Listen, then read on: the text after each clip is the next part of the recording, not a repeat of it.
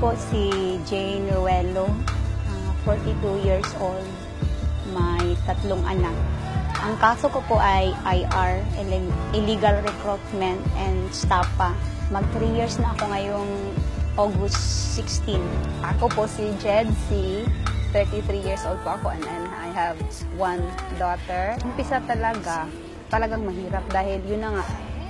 Lalo sa akin nung bagong pasok ako, talagang grabe yung adjustment ko. Siyempre, iba talaga ang buhay na nakakulong. Mahirap dahil marami kami masyado, masikip. Nag-umpisa kami dito last 2000. Kukunti lang ang magsiserve dahil takot sila mag-serve dito kay nasa isip nila na may masama ang mangyayari. Wala kami pinipili noon. Hindi lang member ang focus namin, kundi sila lahat na nandito sa jail.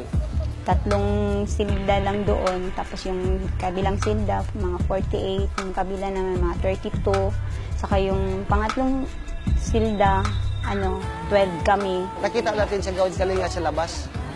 Kaya, sinisikap namin na magkaroon ng Gawad Kalinga dito sa loob. Ito, bago pa ito nalagay, yun, nakwento niyan sa amin ni Warden na mayroon dito mga bahay na bago, ganun. So, ang nasa isip ko talaga, baka ito na yung parang answer talaga na mabigyan naman ng yung, kumbaga ba, humane treatment talaga yung nakakulong. Kasi ako, dahil alam ko talagang malaking ka-change sa buhay namin, sa outlook namin, sa situation namin, lahat-lahat. So, the dream to give these women, our detainees, a home, yung to make their stay here humane.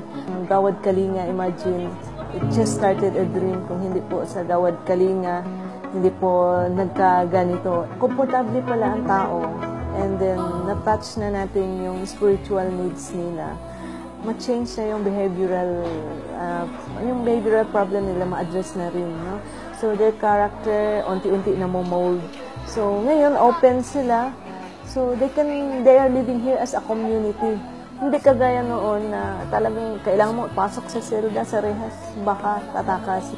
Basically, there is a very negative image that people see. These facilities really enhance the dignity of our women inmates, and somehow they themselves could experience and feel that they are actually normal people.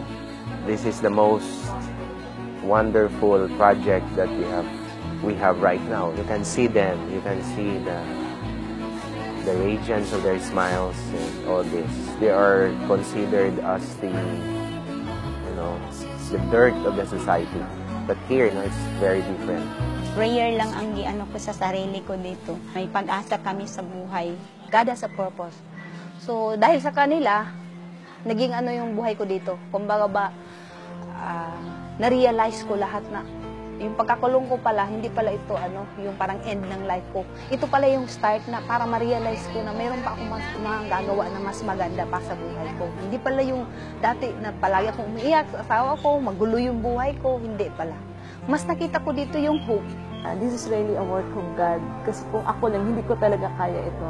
And then pag hindi din naniniwala yung Gawad Kalinga na pwede ito, you will not, of course, invest on this. Wala tayong pinipili at ito ay isang mission natin. Masaya na rin ako. Siguro ako lang nakukulong na masaya. It's really great, to have a community like Gawad Kalinga, and that program, it's really, it gives us an idea that our help to the inmates is not just spiritual, but also other aspects of their needs, like social aspects, We have to balance it. Because if we just spiritualize their needs, it won't really help them, Because God's grace is always builds on nature. So there is a gift already, but also we have to do our part. And part of it is Gawad Kalinga is really giving us, signs that yes, it is possible. Ang sarap pala ng feeling na mayroong nag-care, mayroong nakikinig sa amin, katulad sa inyo, no? Iba kasi, parang mayroon talaga something na sa amin na hindi kayo ganyang kasama ang tingin namin. Dito na ngayon sa Ray of Hope, nagpasalamat din kami na marami pa rin mga tao na nagmamahal dito sa amin. At saka, hindi lang sa Gawad Kalinga, yung Couples for Christ, yung Maris, Saka yung ibang grupo na nagtulong sa amin dito, kahit ganito kami lahat dito, marami pa rin nagmamahal sa amin.